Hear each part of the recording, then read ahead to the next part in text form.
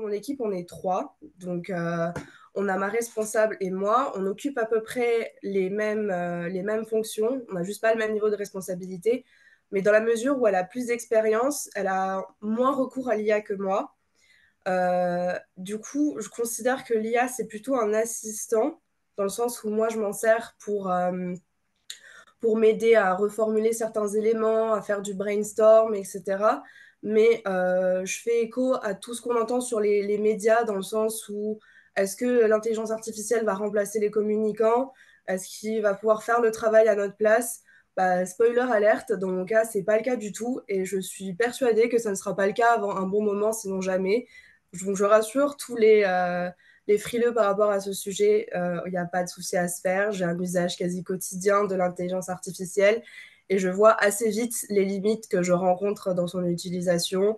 Euh, Ça a beau être assez utile pour le brainstorm, pour la reformulation d'un ou deux sujets, mais pour la création de contenu ex nihilo et l'utilisation brute d'un sujet, d'un texte, d'un contenu, même d'une image, on n'est pas encore à un niveau où on pourra remplacer l'humain par la machine. Donc on voit d'ailleurs que les rares entreprises qui ont essayé de faire une coupe d'effectifs et de le remplacer par les intelligences artificielles ont commencé à se mordre les doigts par rapport à ça, donc il n'y a pas de problème.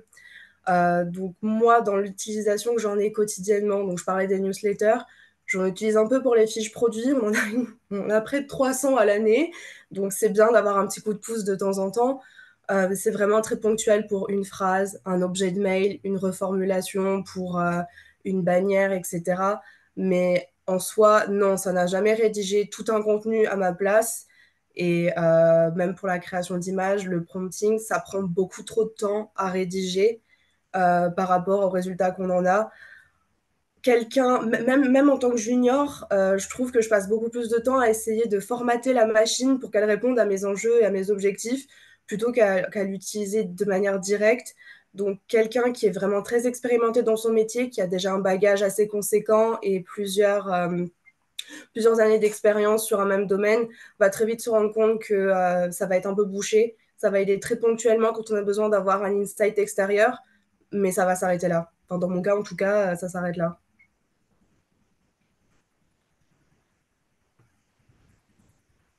Je ne sais pas si vous voulez des détails en particulier sur quelque chose. Bah, est-ce que tu aurais un exemple récent de la façon dont tu t'en es servi pour les newsletters? Par exemple, là, on a un sujet qui est, bah, ça tombe bien, on a un sujet qui est assez sérieux. On a une newsletter qui va bientôt partir au sujet du harcèlement scolaire. Donc déjà, sujet d'actualité. C'est une thématique qui nécessite de formuler ces wordings de manière un peu pointilleuse pour éviter de heurter les sensibilités, de ne pas surfer sur une vague trop marketing quand on veut communiquer sur un ouvrage, sur un sujet qui est aussi sensible. Donc là, par exemple, ça m'a aidé à trouver un angle d'approche, de proposer des arguments un peu différents de ceux que j'avais déjà en tête euh, pour, oui, c'est ça, ça vraiment, pour proposer des arguments supplémentaires plutôt. Mais non, ça n'a pas rédigé la structure de mon emailing, ça je m'en suis occupée moi-même. Mais c'est vrai que ça m'a aidé à avoir un insight extérieur, à apporter un point de vue différent. Quand on travaille sur un même livre toute la journée, toute la semaine, voire même pendant plusieurs mois, avoir quelqu'un qui, entre guillemets, apporte un nouveau souffle, même si c'est un souffle de machine, on va dire, c'est quand même un point de vue externe sur le moment. Et voilà, ça m'a aidé à trouver un angle différent pour aborder un sujet que je voyais quotidiennement. Je m'en suis servi aussi une fois pour la création d'une image, mais c'était pas ChatGPT pour le coup, c'était la suite Canva qui propose de nouveaux ajustements. Donc on a eu aussi la rédaction de messages. Ça, j'ai jamais encore essayé de rédiger quelque chose à partir de l'IA de Canva, mais j'ai essayé de créer un temple grec avec l'IA. Le résultat était plus ou moins concluant si on regardait pas trop les colonnes de trop près. Donc là encore, ça fait suffisamment ça remplit son travail, mais faut pas être trop regardant quand même. Euh, Ça reste un complément, ça reste une bonne base, mais c'est tout. Si je dois quand même apporter aussi une précision, euh, ChatGPT, ça reste quand même moi, j'utilise la version qui est gratuite.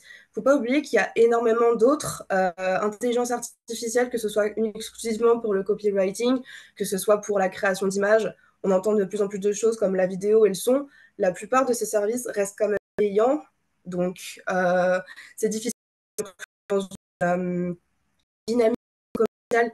S'il faut son utilisation au sein d'une entreprise, en tout cas pour nous, de souscrire à des services d'IA pour l'utilisation qu'on en a et pour la qualité manifeste qu'on a pu voir pour le moment.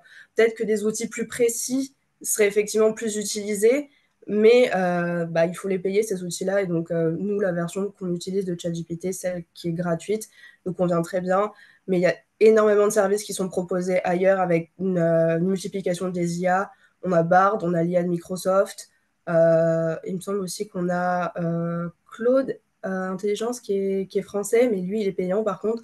Donc voilà, le panel est vaste, le choix est varié, je pense qu'on peut tout trouver, mais en IA gratuite, on est un peu limité, et donc par conséquent, en termes de qualité, c'est pas toujours non plus optimal.